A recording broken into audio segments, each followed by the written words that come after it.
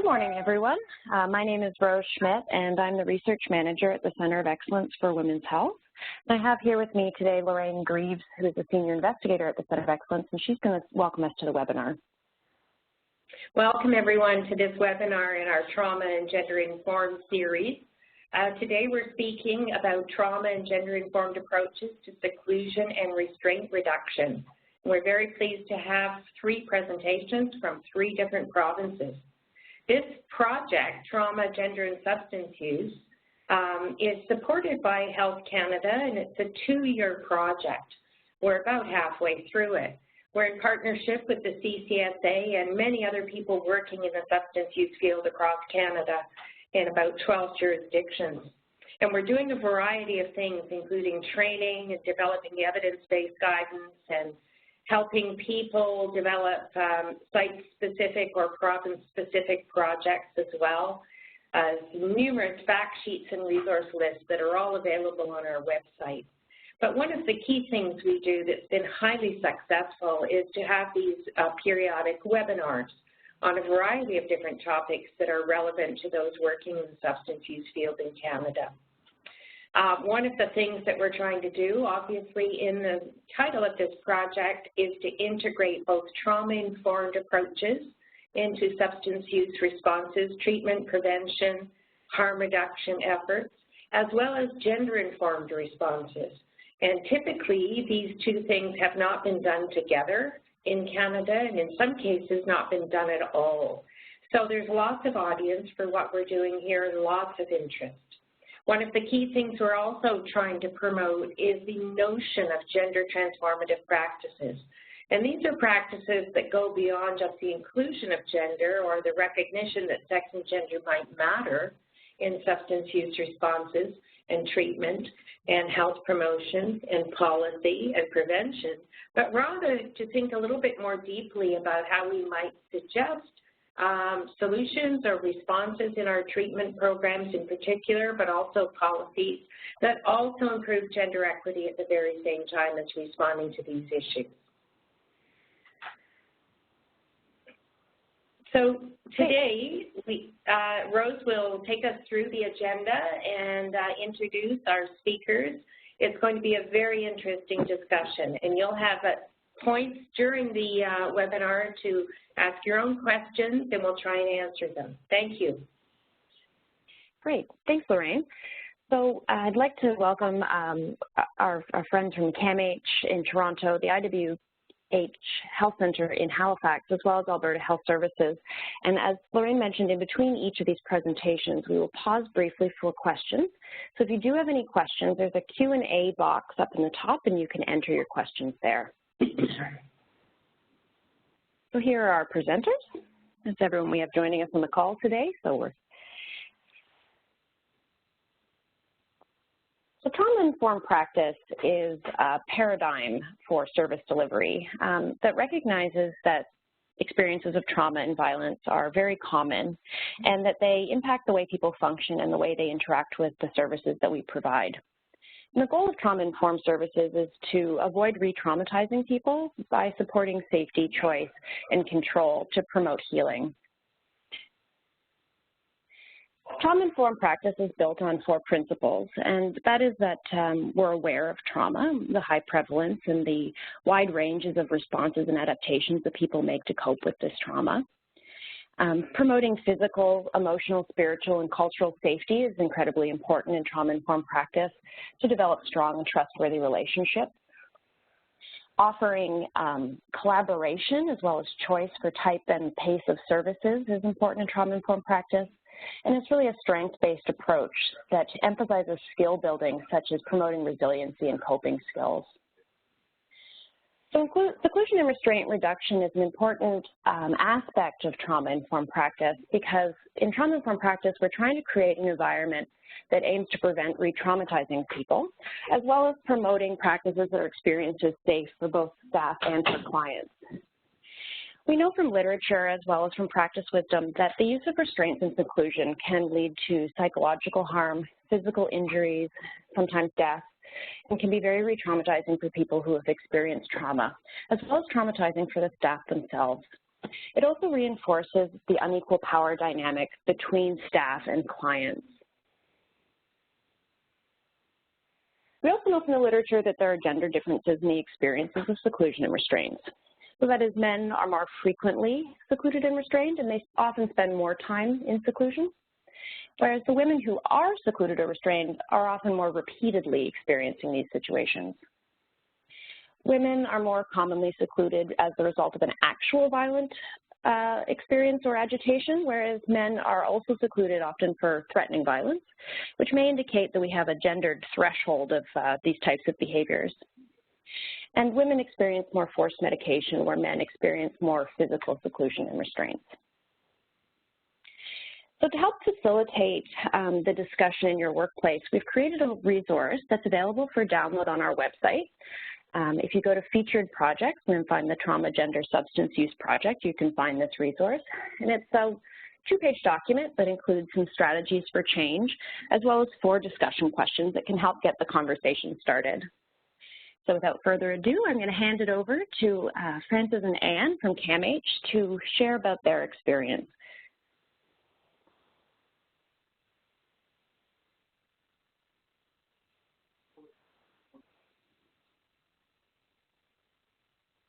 We aim to reduce the use of seclusion and restraint through a trauma-informed approach, and we continue to use that approach, but I'll just give you some context, and then Frances will continue with what we're doing present day.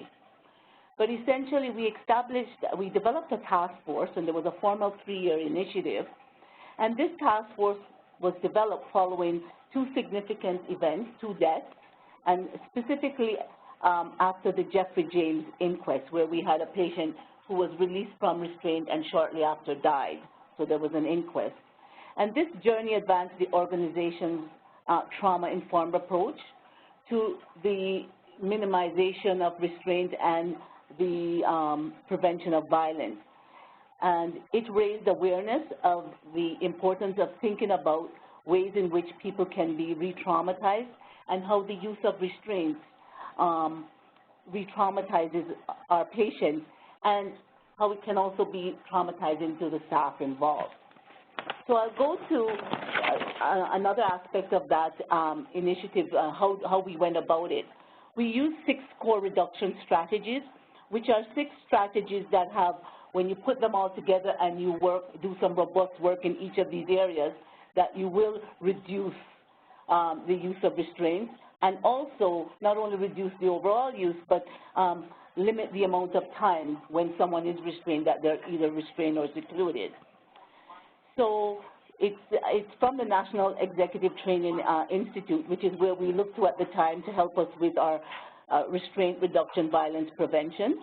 So we used the 6 core strategies: leadership towards organizational change, which meant that we needed our leaders to embrace and understand what is needed to prevent violence, to have a more trauma-informed approach, and to endorse the resources and all the needs that went along with that. Use of data to inform practice. So we had to kind of dispel myths through data. For example, you know, restraints in of themselves don't promote safety. It's just that in some situations, when all else fails, you use them. So those are some of, we had to show data in terms of staff injury, restraint use, other aspects of care. Full inclusion of consumers and families, and this was very important. We didn't have a group per se that talked about, that focused on how to include consumers and families. What we did is we had, for each core strategy, a group and an overarching steering group, and families and patients were included in all those groups for that strategy. I want to focus a little bit on workforce development, because this is where the trauma work really came in. That whole awareness piece, the importance of looking at trauma and things that potentially re-traumatize people, power dynamics, how to better leverage power, promote choice. All of that training was essential to the reduction strategy. I know it sounds a little bit simpler, but it took extensive work in terms of building awareness around trauma-informed approaches. and the use of tools and resources. And you can't ask staff to do things without providing tools and resources, and we had to do quite a bit of that. One of the resources that we provided was an alternative to restraint toolkit, where there were activities and instructions about how to help people with certain art activities, leisure activities, breathing activities. We've now transformed that into a guide to wellness and comfort activities. So that particular initiative was really successful. The other thing that we did some significant work on is debriefing at multiple levels. We had debriefing following each incident of restraint to figure, for the team to say, is everybody all right, what happened? But we also focused on learning from and with patients, having them participate in a debrief about what do they believe happened, what do they think could have prevented it, what would have helped them, and not in a blaming way, but in a really conversational way.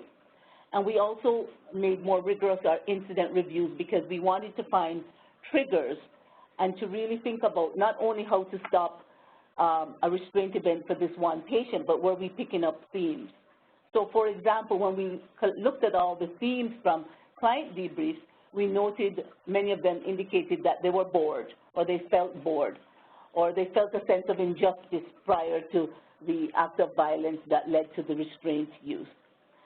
So I'm going to pass it over to Francis, but one thing I wanted to say, in terms of trauma-informed, we focus a lot on what that meant for patients and families. And we did to some extent acknowledge staff, but I think we've transitioned to say, what does a trauma-informed environment look like for both patients and staff? So with this, I hand Francis over to what is happening present day at CAMH. Good afternoon. So at CAMH now, we continue with the 6 core reduction strategies to both prevent and manage acts of aggression and violence in the safest way possible, but we've done a bit of a rebranding. We now kind of represent everything under the Safe and Well CAMH framework, or an umbrella, where we focus on prevent, respond, and improve, which is also an evidence-based framework. What we found across the organization is there are really some significantly key factors that really impact our efforts.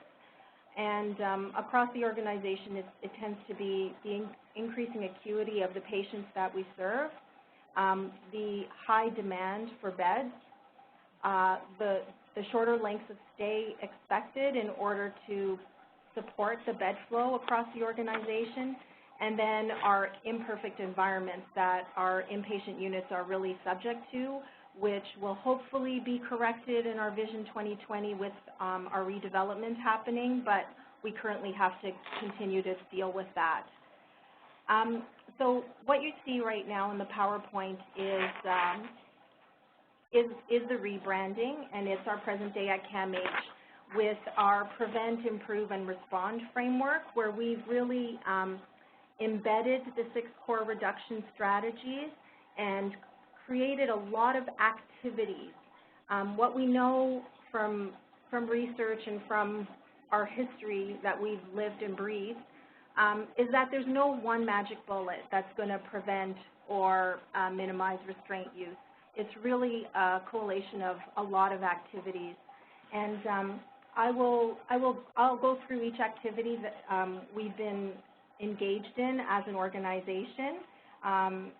So under Prevent, the use of tools and resources, there's the collaborative care planning that we do, which engages the client and really focuses on client strengths and choice, and helps the team to really identify if skill building is required in order for clients to be able to better manage their distress. We also have a risk flagging system, and just of note, our system is electronic. We have Cerner's eye care system at CAMH, and it's fully electronic. So the risk flagging, that it really promotes identification of clients who really need additional support, whether clients are being at risk risk because they are more vulnerable or they have a tendency towards being aggressive. It's an opportunity for staff to really work with clients in developing a plan of care to support their management of distress and hopefully prevent any escalations from occurring. We also assess risk on a daily basis using our DASA tool. And under workforce development, right now at CAMH, we have the Prevention and Management of Aggressive Behavior, which is our long-standing curriculum around prevention and management of aggression. But our curriculum has had a refresh to be much more trauma-informed, to provide staff with the theory around trauma, and there's a lot of self-reflection that's expected in that curriculum. As well, we've also introduced safe wards, and safe wards has been introduced on 3 inpatient units currently, and CAMH is currently at the phase of scaling and spreading that model. And really, the model focuses on reducing both conflict and containment on inpatient units by using very concrete strategies. I won't go into the depth of it right now, but it is evidence-based. Under full inclusion of consumers and families, we developed 2 brochures that were well received across the organization. One was a brochure on feeling at ease in hospital, and the second brochure was on restraint use. And fundamentally, the restraint use brochure really is sort of an information leaflet to provide patients with basically what their rights are if they are restrained, and so that they know exactly what they can expect from staff if a restraint event occurs. But really what we focus more on is the Feeling at Ease in Hospital pamphlet, which is a leaflet that really validates patients' concerns and distress about being hospitalized and highlights strategies that they can employ to manage their distress. And in reviewing this pamphlet with individuals, really it helps to also educate staff on, the client's strengths as well as the opportunities for skill building. Under Respond, we have leadership towards organizational change, and CAMH has implemented recovery rounds, which is where leadership attends inpatient units where there is a person in restraint and really discusses the case with the team. But it's not just about the patient and supporting the patient's release from restraint. It's also about checking in with the team about the incident and the escalation that led to the restraint and ensuring that the team feels supported and safe. And under debriefing techniques and incident review, as Anne mentioned earlier, we support patient debriefings across the organization, not just for restrained individuals for any incident, but we definitely want to make sure that an individual who was restrained gets an opportunity to debrief with the staff. And we also support weekly team debriefs where one incident of escalation is reviewed by the team in order to support team learning and to provide teams with support. And under Improve is the use of data to inform practice. And as an organization, now that we're electronic and all the glitches have been worked out, we're able to provide teams with weekly information on individuals who are restrained, the length of time people are being restrained, really to draw attention to the occurrences and to help support teams in finding other solutions. So I think that brings us to the end of our discussion. We're happy to answer any questions, and we're also happy to provide references for anybody who wants to reach out to us directly. We also have references and links to our wellness guide and the 2 pamphlets that we mentioned. Are there any questions? I'm not seeing any questions typed in right now, but do any of the participants have any questions, you can enter them into the Q&A box if you do have any going along. We'll also have some time at the end, hopefully, to ask all of the panelists some questions. While we're waiting, just to see if anyone comes up with a question, this is Lorraine here. I do have one, couple actually. First, just a comment as well. This is very impressive, very comprehensive.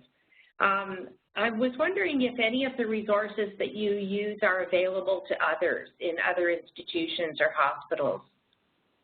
Well, both are, they're done through CAMH publications, so we can present numbers, we can present them numbers for the items, and they would be able to contact CAMH publications.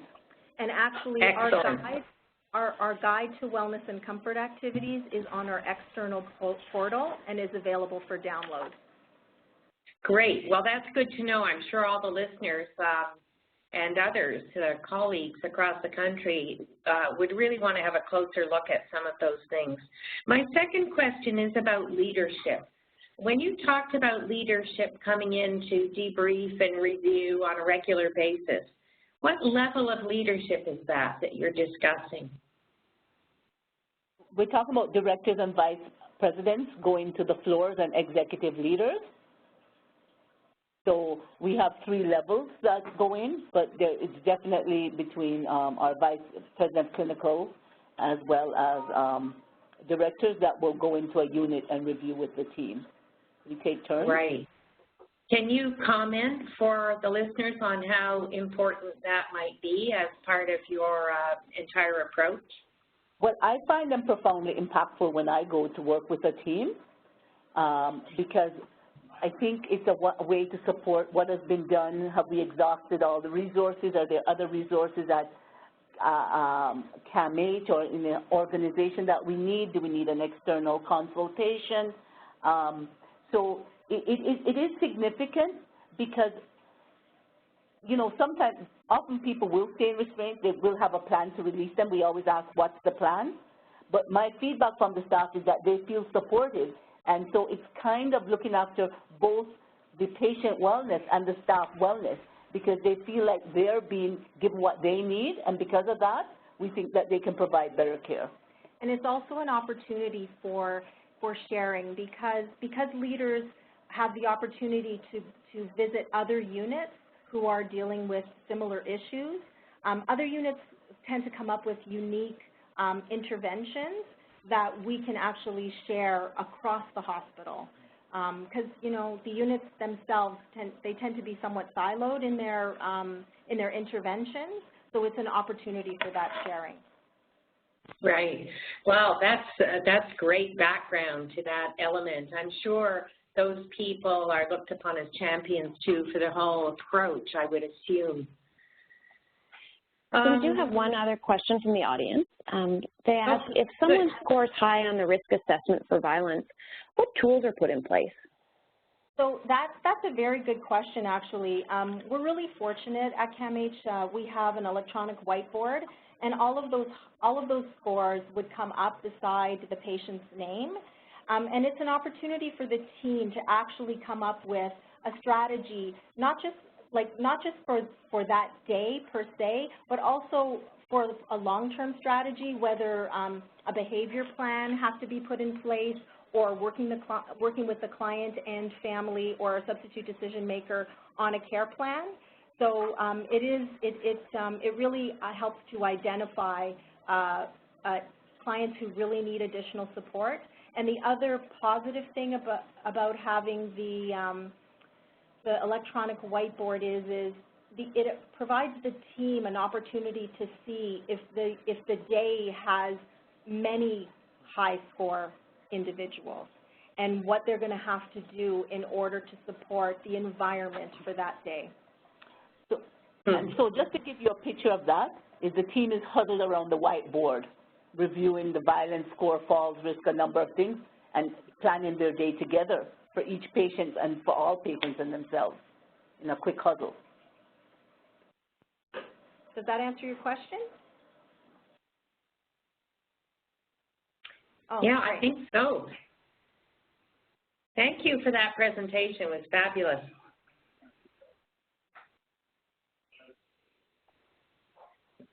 So next, we'll hand it over to Prasanna from the IWK Health Center in Halifax. Hey everyone, how's everyone doing? So I have Melanie Kelly, who's the clinical leader of development for our inpatient unit, as well as Brittany Whitman, who's the interim clinical leader of operations for our inpatient unit, co-presenting with me. However, I'll cover the content in the slides. And what I wanted to focus on today were the pieces of information that I thought may be relevant for other folks to consider that helped us to significantly change the direction in which we were going with our lease restraint policy, which was due for an edit and update back in 2005. So the existing schedule, or the policy that we had wasn't really that out of date. It had some really interesting and supportive statements in it, as you'll see. And just to give you, the other folks, some history, we also had lots of preventative clinical tools that we were providing our mental health and addiction staff. So some of those being collaborative problem solving for younger children, the CONNECT program for older youth, and specifically within an inpatient setting, we also were using a tool called Calm, Cool, and Collected, which upon admission, if the client was able to engage with the nursing staff, they would provide the nursing staff with information about triggers and also items that may be comforting for them if they were to become dysregulated. Something else to note here is that before we made the change to our policy is that our inpatient service received a donation which allowed us to significantly change the physical environment, and we saw a dramatic reduction in number of code whites, period, as well as number of events that required restraint and or seclusion. And then the other thing to note here is that for all of our mental health and addictions clients is that upon admission, unless they're admitted under a section or through our emergency mental health and addictions service, which Melanie and Brittany are part of as well, if it's a voluntary admission, all of our clients and caregivers are given information about our policies around seclusion and restraint. And for those of you that may not know, I should have probably explained it a little earlier. So we're strictly a pediatric health center for mental health and addictions. Within our health center, we do provide services for women as well. However, for mental health and addiction services, it's strictly pediatric services. In terms of managing our code weights and seclusion and restraint events, we use Nonviolent Crisis Intervention as a curriculum that's provided by CPI. And if folks aren't familiar with this system, I'll encourage you to kind of have a look at their website. And of note is also that they have a basic curriculum, but also 5 different advanced curriculums, and the 2 advanced courses that I would encourage you to look at are APT, so Applied Physical Techniques, which allow us to change and modify physical control techniques, and also their own trauma-informed curriculum as well. So with regards to CPI and Nonviolent Crisis Intervention at the IWK, we do have a policy where all of our mental health and addictions employees are required to receive this training. And the way that's delivered is that for mental health and addiction staff, they receive a 2-day initial training, and then the policy outlines that they're required to take an 8-hour recertification annually. So whether they've been involved in any code weights or not, folks come back and receive training. The other thing you'll see on this slide is that at that point in 2005, the policy didn't specifically outline other services that should be included in terms of receiving specific training. However, over the years, our protection services officers, who are internally hired security staff, also receive the same nonviolent crisis intervention training. The third bullet point is also important because our emergency room staff, who are medical staff, also receive NCI training. Something else to note, so in bullet point 1, where it says emergency mental health and addiction services, so those are mental health and addiction staff. However, they are physically co-located in our emergency department. So that was another reason that we decided to provide the exact same training to our emerge staff as well. And then bullet point 4, I've just outlined a few other teams who receive this type of training. So about 5 years ago, as we were providing the NCI training, utilizing other clinical tools like CPS Connect and other clinical strategies, we started to realize that there was still a bit of a disconnect between the training environment, clinical tools, as well as the number of code white events.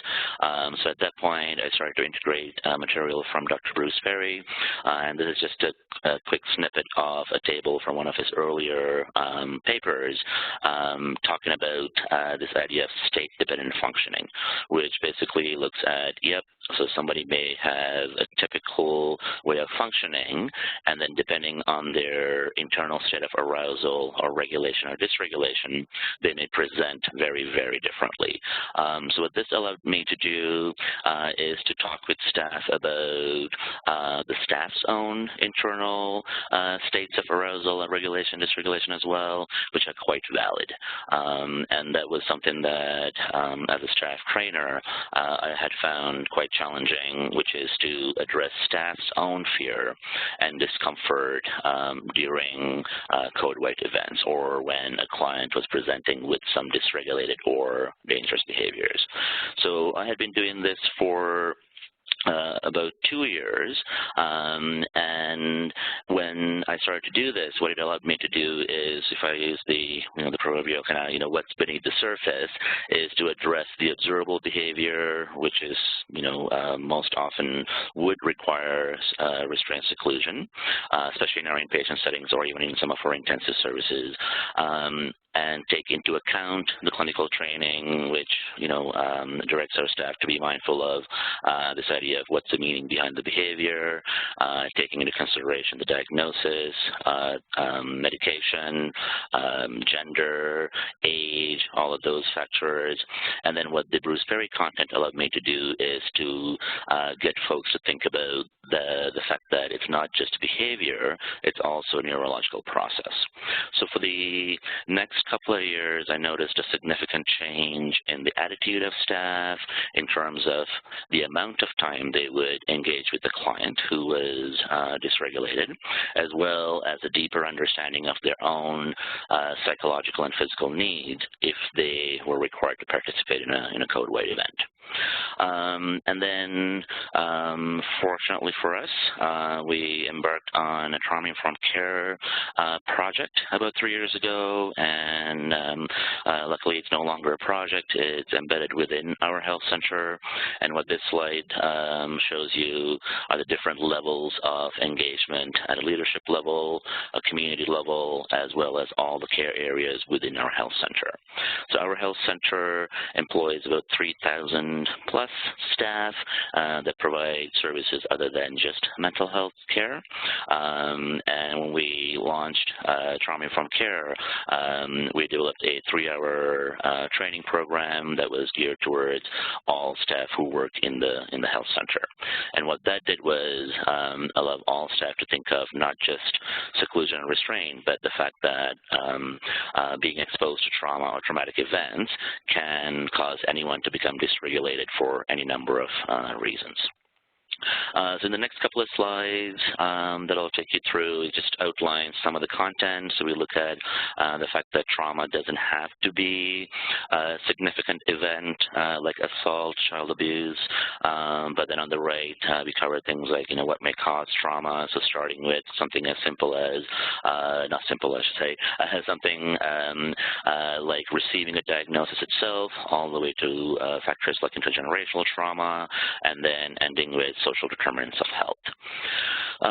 And then, like with most trauma-informed care work, we reference the ACEs materials heavily, and specifically when I'm talking about code white events, I get folks to look at the 5 questions related to household dysfunction, and that's to get folks thinking about the fact that, right, it's not just about the goals for the current admission, but also getting them to think beyond to circumstances that the client may have experienced before they were admitted. So like with most trauma-informed care work, we also talk with staff about resiliency and the fact that before they come into our care, they may have been doing quite well, and the notion of, when they come into a treatment center, we may be the trigger that limits them from engaging in coping strategies or survival skills. So this screen looks at the 5 principles that we talk about for clients, patients, caregivers, and for caregivers, we include staff in that category as well. And so obviously the principles are pretty self-explanatory, but in the 3-hour session, we really get staff to think about, strategies that they may be using now that are trauma-informed, and then challenge them to think of other services or strategies they could offer their clients and families. So I heard CAMH folks talking about staff support, which is great. So that's a phase of work in our trauma-informed care work that we're in. But within that 3-hour training session, as well as for the nonviolent crisis intervention training that I'm doing, I do talk about the 3 terms of vicarious trauma, compassion fatigue, and burnout. So for vicarious trauma, as it relates to code weights, I talk of incidents where you may never have had an opportunity or a reason to be involved in a code weight response. However, if you see code weights happening on your unit or care area, if you read about it in the charts, or if you hear about it during shift change, that can absolutely cause vicarious trauma or put you in a heightened state of arousal and or fear. For compassion fatigue, we talk about what that actually is. And then in the context of code weights for our mental health and addiction staff, I talk about the fact that you may ignore certain behaviors because you're so used to a certain client or a certain type of a client displaying these behaviors. And then the one time that, you may ignore it, or as you're going about your business, that you may actually miss some triggers or actual concerns from the client that may add to a situation where it then meets criteria for a code weight. The last thing we talk about in the context of trauma-informed care is burnout, and the fact that sometimes specifically when you work in higher risk environments like inpatient settings, emergency settings, or forensic settings, is that the sheer number of codes or the acuity of the clientele or the amount of work itself can have an impact on the staff as well. And then from there, talk about, you could have a negative or toxic work culture for a number of reasons. However, vicarious trauma, compassion fatigue, and burnout can definitely cause this as well. And then to dovetail this back into managing code weights is to think about the fact that if the set of staff that are on the unit aren't quite getting along for whatever reason because of their individual concerns or team concerns, that managing a code weight itself can be quite challenging. So as an addition to the nonviolent crisis intervention program or the curriculum that I deliver, what I start to do is to insert in information about the impact of trauma, so not just the neurological aspect of it, but the impact of trauma on our clients' neurobiology. The other thing I want to kind of share is that within the context of trauma-informed care, the work that we're doing, we've also adopted the ARC framework, which stands for Attachment, Self-Regulation, and Competency. And the interesting thing about this in terms of managing code weights is that the first green block that you'll see talks about caregiver affect management. So that's another opportunity for us to talk about staff wellness, not just physically but psychologically as well, as we provide services for our clients. Then within the context of ACEs again, I talked about for managing behavior, start to think about again those admission goals, I should say. So if you're looking at the tier where it says social, emotional, and cognitive impairment, really challenging staff to think of, right, what are the admission goals? So is it behavior management? Is it a disruptive behavior? Is it conduct disorder? Is it substance misuse? And that may be the reason why the client is in your unit. However, the reason that they end up on your unit for a specific treatment could very well be because of trauma. So in terms of other ways to challenge staff and to reframe things, we start to look at, right, how do we even shift the focus of not just our interventions, but the way we think and act. So little things like even shifting language from calling it escalating behavior to dysregulated behavior, implying that it's not just the behavior, it's an internal process. Reframing words like maladaptive or inappropriate behaviors to, whoa, those are dangerous. However, those are highly protective and survival skills. So you'll see some other examples of either terms or thoughts and processes that we're starting to actively shift our focus to.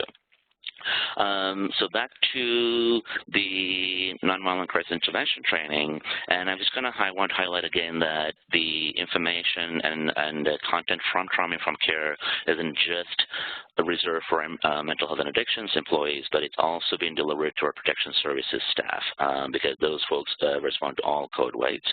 And then it's also been delivered to our emergency department staff who are medical staff. However, they do triage our mental health and addictions clients.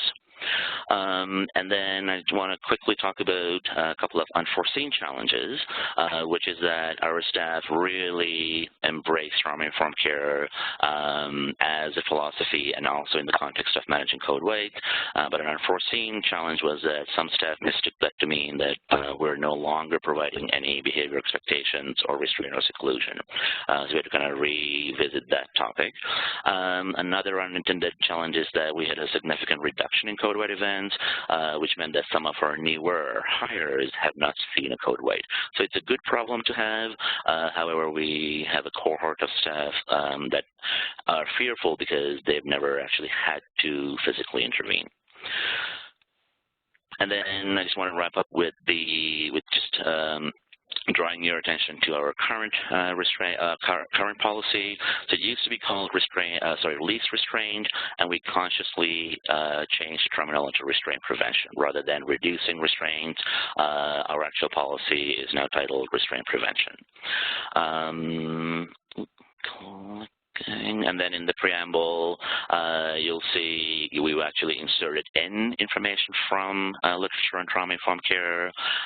We're also mentioning other clinical tools and strategies that we're using so that, as the CAMH folks said, it's not just about expecting staff to be trauma-informed, but drawing their attention to the fact that they have existing clinical tools that they could use.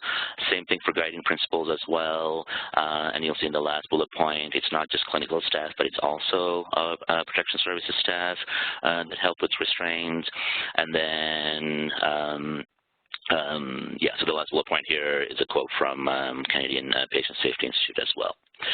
So we chose to focus our presentation on staff training aspects and the fact that our strategies that we use to train our staff informed our decision to change even the title of our policy from least restraint to restraint prevention. Thank you very much. So I'll be open to answering any questions. I know Brittany and Melanie are also available as well. Great, thank you, Prasanna. We do have one question from the audience, and they were wondering, is CPI geared specifically towards pediatrics, or is it used with adult populations as well? CPI has a base curriculum that covers pediatrics and adults, and it's actually there. So it's adult and pediatric, but it's really their advanced instructor courses that give the instructors the tools to work with the pediatric population, work with folks that are on the spectrum, geriatric population, and or trauma. So as I said, they actually have a specific trauma-informed curriculum as well. Great, thank you. Maybe I'll hand it over now to Pat from the Alberta Health Services.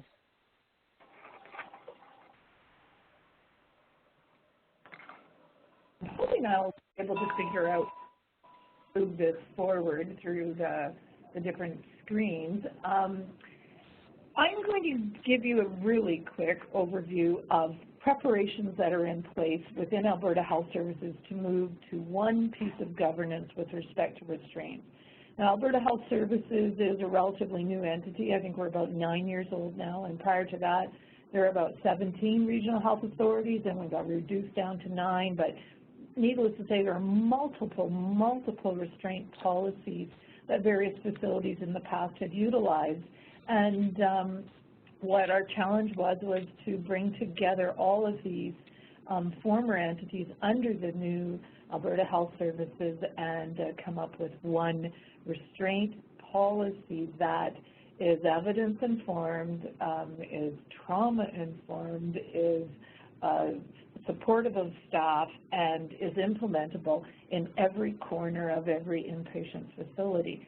So I believe that at this point in time, now did I move the screen for everybody? Can you all see? Did that work? Yeah, I hope so.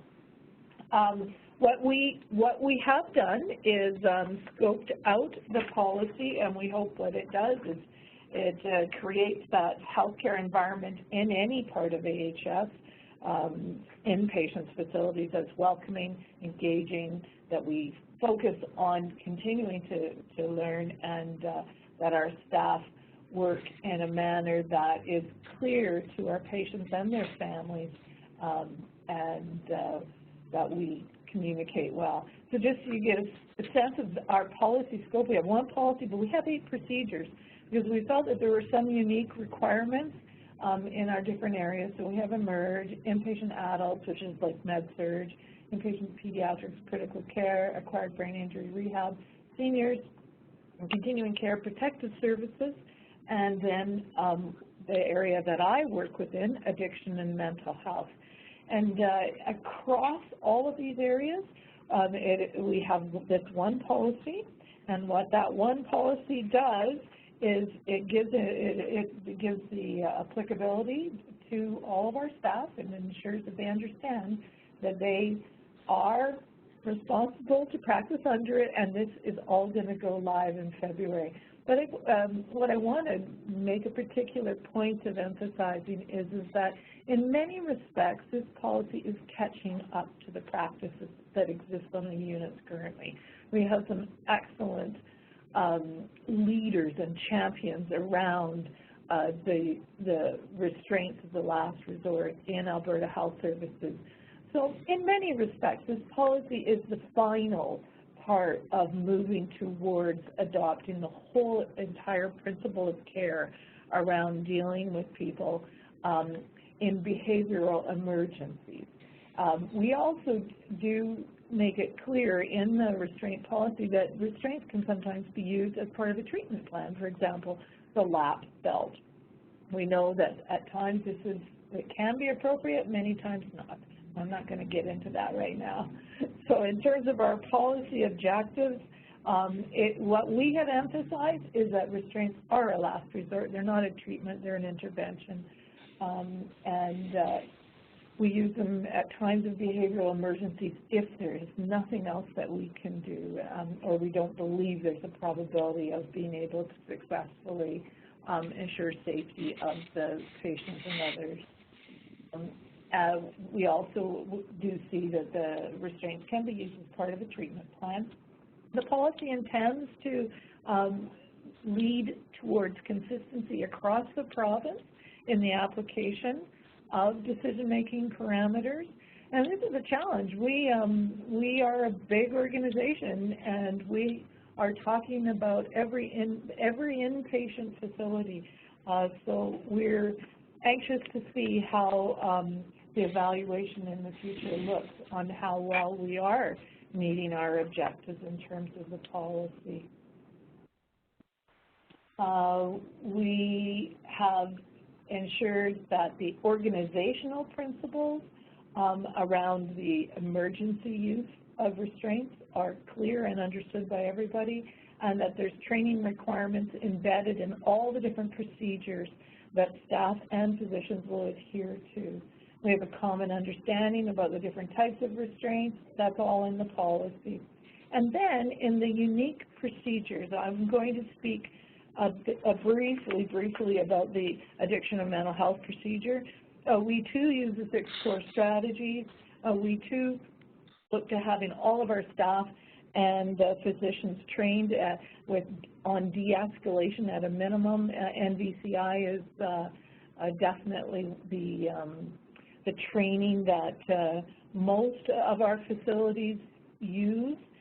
There's a requirement within our addiction and mental health procedure that staff also have annual review of de-escalation as part of their preparedness to deal with potential behavioral emergencies. The key highlight that I'd like to focus on for our procedure is that we really work on the prevention.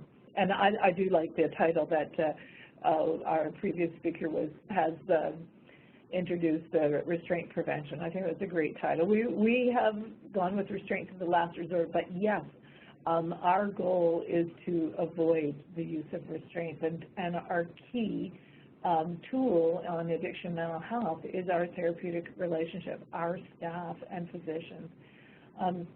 In order, though, to ensure that we deliver care when it's needed, and if that intervention of a restraint is required, there is no longer a requirement that there be any order to either to apply or to remove a restraint, because it's about it being for the most temporary, least restrictive. Therefore, we can't wait for a physician to order the removal of a restraint. We have mitigated some risk around that by saying, well, it doesn't need a nurse practitioner or physician to remove an order, but we won't change the observation level until the physician has had an opportunity to do an assessment. We have embedded the debriefings as a requirement after restraint use on all but psychopharmacological restraint use, knowing that that would be a harder one to deal with, and I'd love to know how other settings deal with that. Our admission assessments are very comprehensive when it comes to issues related to the prevention of restraint use. We make inquiries, of course we do the classic mental status, psychiatric history, but we also make inquiries about domestic violence, suicide risk assessment, aggression or violent history, homicidal ideation, trauma history, elopement risk, even the fall risk. So what we want to do is to, as much as possible, understand our patient. That's what we're all about. We want to so that we can anticipate and assist them and hopefully prevent restraint use. One of the staff in this quote on the slide, one staff member said, anytime we use a restraint on our unit, we feel it's a failure of our ability to successfully engage with our patient. I think that's a very powerful statement. Our debriefings are done when it's clinically appropriate. So when our patient is ready, there is a discussion about the events leading up to the use of restraints, the patient's response to it, and that we look at the safety plan that would have been developed shortly after admission to see whether we may wish to revise it. We also recognize that restraint use is something that as a system we need to learn from, so we are developing audit mechanisms, some of which have been in place and successfully being utilized on some of our inpatient units. These audit mechanisms will assist the operational leaders and physician leaders to look at the larger picture of restraint use and make conclusions and develop strategies to address any issues that they might they might identify. So I think across the province, many of our teams are putting these concepts into action. We're very pleased to be at the point of finalizing our implementation resources. We have developed resources that will assist patients and families to understand not only that we intend to be welcoming, we intend to be supportive, recovery-oriented, but we also intend to be able to assist them should an emergency arise and we have to move into the use of restraint. And that's a difficult conversation to have, and so what we're trying to do is develop some resources that very gently but directly outline what we have. And so we're currently, with the help of some of our patient support, some of our patients from their engagement group, we're trying to develop some posters that will communicate basic information about our therapeutic environment and include messaging around restraint. So I think that's a really important piece. So we want to, I guess I'm going to wrap this up right now. We do want to put our patients first. We are really proud of where we've gotten to. I think the challenge will be to understand as an organization how well we are living up to our aspirations, and that only time will tell. I think I better stop now because I'm sure there's other comments and questions. Great. Thanks, Pat. Well, so thank you. Pat, while Rose sees if there are any questions out there, I just had one question and one comment for you.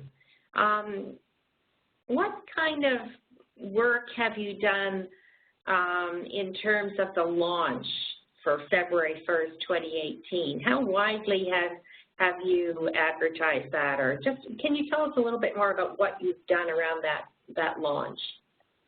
Right. Okay. Well, we had the policy approved, I guess it must be about 3 months ago, and so that was the beginning of the direct communication to advise all areas of AHS that it was approved and February 1st would be when we all need to be compliant with it. But within those 8 clinical program areas, we have representatives working on a large implementation group, and we have a strategy. We have an external website where we have many resources posted, as well as the policy and the subordinate procedures. We're using the frontline leadership, I think, as our key way of ensuring people understand that we're moving in under the new policy. Like I say, I think in many areas, the practice is not necessarily going to change very much, particularly in addiction and mental health. Some of our other areas, there are challenges because now there's a systematic expectation around intervals for observing people, for example, who are in restraint and emergency. That might be different than what had previously taken place. So we have a restraint inquiry line where people can make inquiries, and we're just trying to keep the educators engaged and getting the message out. And we on the addiction and mental health side are working with all the frontline leaders to get the message out in lots of different ways. But probably our biggest challenge actually is the physician group. Well, yes, I'm sure. And of course, just an observation when we think about these three presentations. Pat, you've described a systems-wide approach with 8 different sectors, I think you mentioned, and 8 different sets of issues in many ways, whereas CAMH and IWK are institution-based. So I think there's some real challenges there as well with respect to what you are trying to do. I also note that CAMH has been at this the longest time, and IWK sort of a few years as well, but not as long. And I just wondered if there's, you know, one of the opportunities of having a webinar like this, and indeed this kind of project, is to link places across the country together. So I was just wondering if any of the presenters could comment on how you see the other presentations and the other challenges that people are having. If you could maybe just offer some comments about how we might help each other as we go forward. Is there anyone who could comment on that? Well, I think I've benefited just from participating here at Dan Pottinger. I think we have similar issues, so and have taken similar directions, but perhaps localized it for our context. When we first started the journey, we were a newly formed organization of 3 different organizations, right? We also had a different culture and addictions than we did in mental health, and we were looking to integrate. So one of the things that stood out for me in the presentations is it was really hard when we started to talk about trauma-informed care. We had modules in our training for leaders, and that was where we spent the most time because people couldn't distinguish trauma-informed from trauma-specific, and feeling that if you're trauma-informed, there's nothing they could do. So we invested a lot of time that way, and I think that from the other presentations, that I don't think that seemed to be a challenge in the same way. Yeah, no, I think that's true. Right? For us at CAMH, we did a similar thing. We did a policy change, and we changed from a least restraint policy to an emergency restraint policy. So we only use it for emergency, and we focused on prevention. So I think we take the slightly same approaches.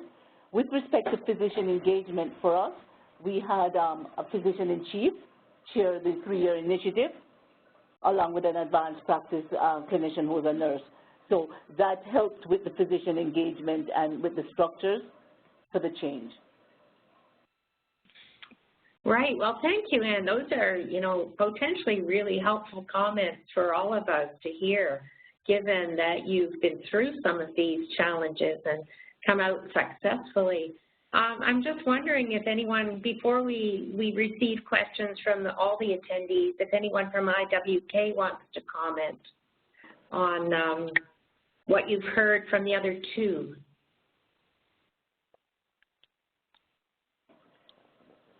This persona, I think, no, I definitely benefited as well. And what I appreciated about the webinar is kind of looking at the stage that CAMH is in and what Pat's talking about as well. And I mean, we deliberately chose to, you know, look at the staff training aspect of it because that's the stage that we're in right now. However, you know, I was taking notes specifically around debriefing, so that's a challenge that we're having because of the levels of staffing, so staff ratios, acuity, and the number, and so that's something that we're actively working on. So I appreciated getting some information about how CAMH and Alberta is managing their debriefing process. Right. Well, that's great. I'm so glad that you mentioned those things as possible areas where you might learn from the other 2 as well. Last word to you, Pat, before we have our question period. What was your reaction to the other 2 presentations here today? Well, I think probably my major sense was, oh my goodness, we're not alone.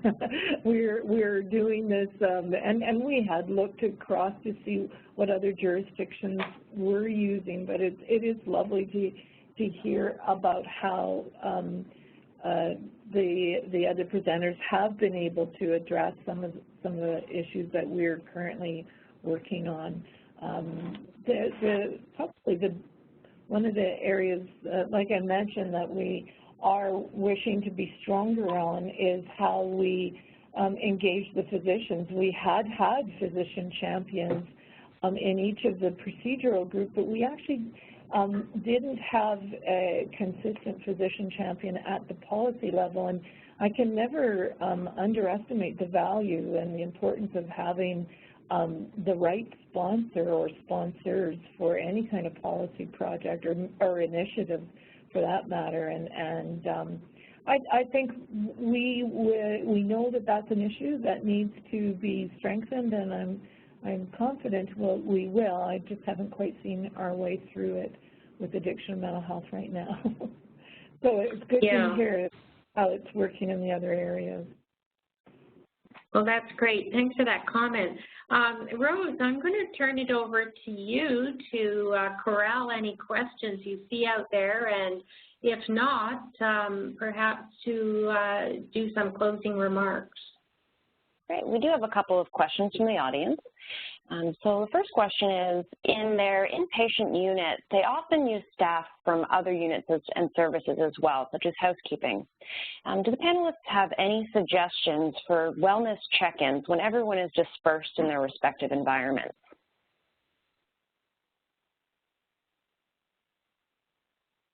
And maybe a related question, and a related question was that somebody asked about an example of the type of whiteboard discussion that CAMH described.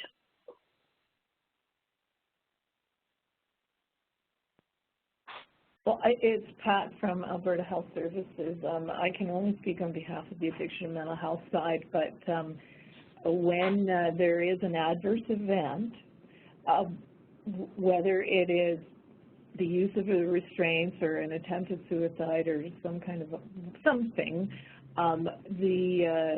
the administrative lead, which may be the program manager, unit supervisor, is to survey all the staff on the unit, not just the direct clinical staff, to ensure that they are supported and any needs that they have for the immediate or the short term are addressed. So it is the debriefings themselves. I am uncertain as to whether it is practice to involve the non-clinical people in any of the debriefings. I don't know on that, but certainly that support to them as well as information back to them, because for some of our other types of adverse events, housekeeping can be directly related to the fact that the event happened. So anyhow, that's my comment.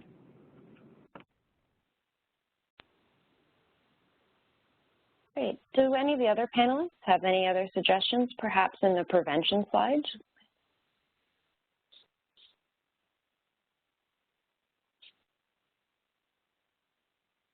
Or an example of what those whiteboard discussions look like?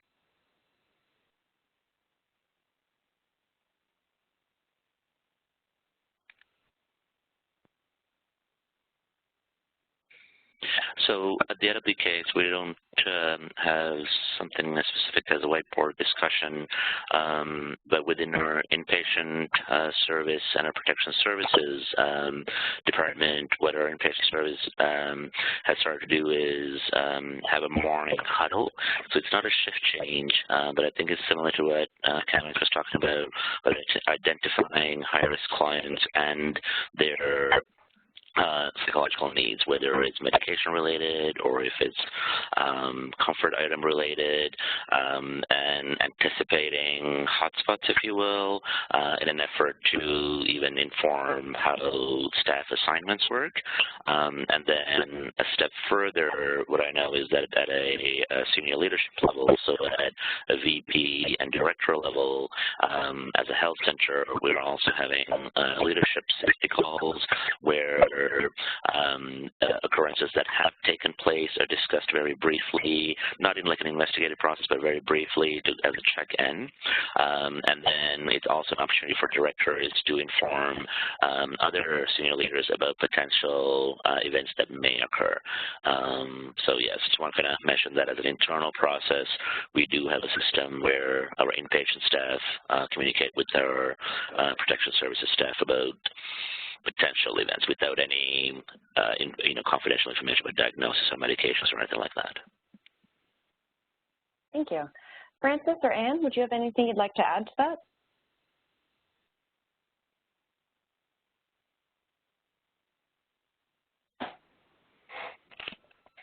It looks like we've lost them on the phone, Rose. Yeah. Oh, okay. Sorry about that. And then I guess the final question is for IWK, you mentioned some physical changes to the environment that helped the process. Could you describe some of these? Hi there, it's Melanie. So we can speak a little bit to our inpatient unit where we have youth from the age of 5 to the age of 19. And as Prasanna had talked about a little bit earlier, we were extremely fortunate that we were given a private donorship of around $10 million to have a new unit built, which we really, really needed. So I would say a combination of a lot of the trauma-informed care work that has happened and helping to sort of reframe staff thinking, staff responses, along with the environment changes has made a big difference. Our older unit was old. There wasn't a lot of natural light. We had no ability either to sort of separate patients. So if we had one youth on the unit who was a bit dysregulated, as soon as you opened the door and came on, everyone was aware of that. So the youth and families and staff, everyone was exposed to pretty much everything that was happening on the unit, whereas now with this bigger space, we have the ability that we could have a youth who is very upset, and we're actually able to have that youth have some privacy and not have the rest of the whole area aware of it. We do have care stations. We have 3 separate stations, one central one, and then we have a couple of satellite ones that are at the opposite ends of our unit. And the nice part about those is that our safe rooms, which we're now calling our seclusion rooms, our secure rooms, sorry, they are actually right by those satellite stations. So once again, we can really do, special monitoring with those youth, but also have them away from the common areas and away from other youth on the unit. So those things have made a phenomenal difference. And our areas where the seclusion, well, I keep calling them seclusion rooms. See, it takes a while. We'll have to reframe our language. Those areas as well can be locked. So right now we're calling them pods, but we have the ability to be able to lock areas off as well so that youth don't necessarily have to be in the secure room, but they are in an area that is away from the other patients. So that has been incredibly, incredibly helpful. Like physical setting and environment counts for an awful lot as well. Don't know if that's helpful. Mm-hmm. Yeah. Well, that's all the questions we have from our audience. Well, thank you, Rose. And thank you especially to all of the presenters. These have been very, very interesting presentations today. As I observed before, some very different issues raised, different stages, different lengths of time people have been at this. But it's been a great webinar, and we hope everybody enjoyed it. So thank you very much for your participation.